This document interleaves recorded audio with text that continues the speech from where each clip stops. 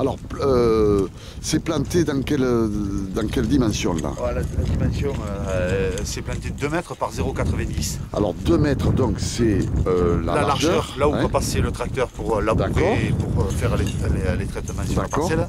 Et 90 dans... C'est l'intersouche, entre chaque pied. D'accord. Entre chaque pied dans l'interrang. Alors ça me paraît large, non, ça, non? Ouais, 2 mètres? 2 mètres, c'est pour passer, quand on va former la souche en gobelet et qu'il va y avoir la forme de la souche en V, qui fera de l'ombre à la parcelle, c'est le minimum qu'il faut laisser. C'est le minimum. Pour arriver à passer avec le tracteur au milieu sans couper les sarments de la souche. D'accord. C'est ce qui se faisait avant ou c'est...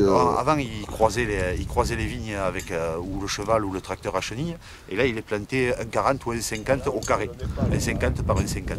Et là il croisait les vignes. Mais avec le dévers qu'il y a, ça n'aurait pas été possible. Eh oui. Et après on est passé à 5,80 et là maintenant on est sur du 2 mètres. D'accord.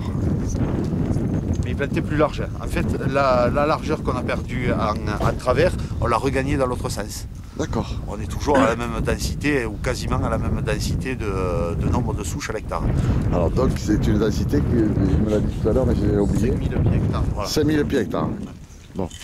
Et ça correspond à une moyenne à peu près dans ce qui se fait. À Bordeaux, ils plantent, la densité est beaucoup plus importante. Oui, tout à fait. Après densité de combien à Bordeaux? C'est 8000 pieds, non? 8000, ouais. Ah. Mais il faut là plus serré, et des fois au carré un 20 par un 20 ou 1 mètre par un 20. Mais là, à ce moment-là, il faut passer avec des enjambeurs. Mais là, après, chaque région a sa spécificité. Chaque région a sa spécificité.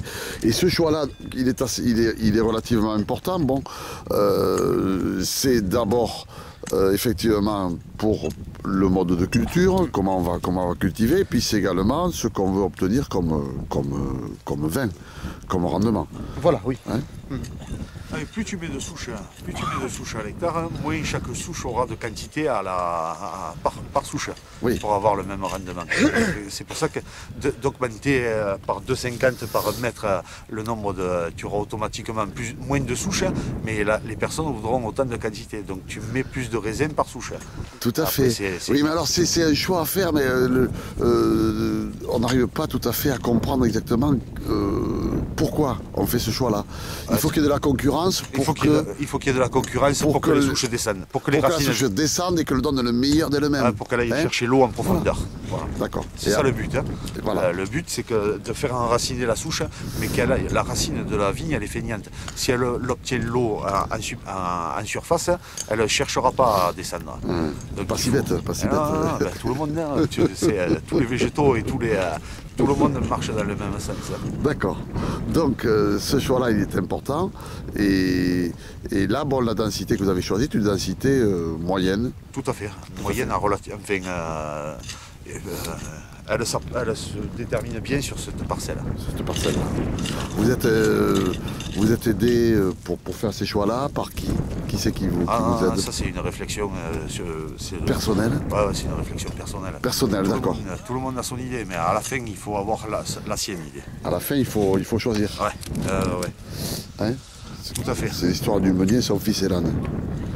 C'est le choix du cépage, c'est pas à l'onologue de les déterminer, c'est à soi et voir comment ça se comporte tes vignes et après ses voisins. Mais il ne faut pas vouloir planter la même chose que les autres. Très bien. Allez, on continue.